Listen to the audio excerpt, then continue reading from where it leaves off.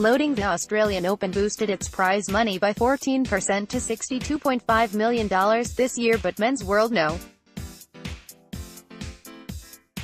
1 and Players Council President Novak Djokovic said more needed to be done.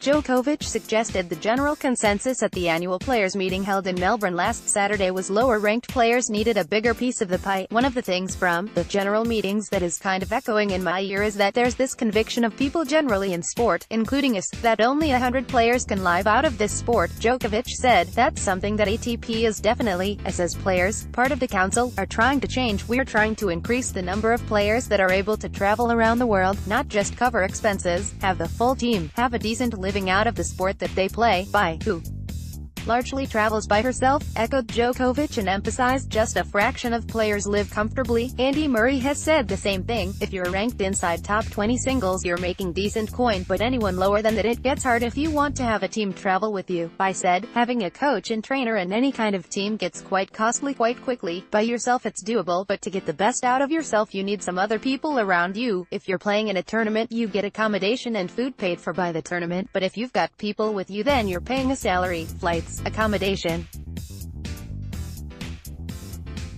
Loading: if you compare tennis to a normal office day job and you're making $1,000 a week, it's not that much after expenses, and that's just for one person to travel with you. It gets quite stressful sometimes, but you do it because you love it, and being around this environment, Australian Open, you get looked after really well. It's the best Grand Slam of the year. Bai is gunning for her maiden second-round appearance in a Grand Slam and is confident she can get there alongside Hives. "It would be amazing to win and get a couple of rounds under your belt. 1 round is great, but 2 rounds would be awesome." Bai said, "At this level, everyone is a good player and it's just whatever happens on the day.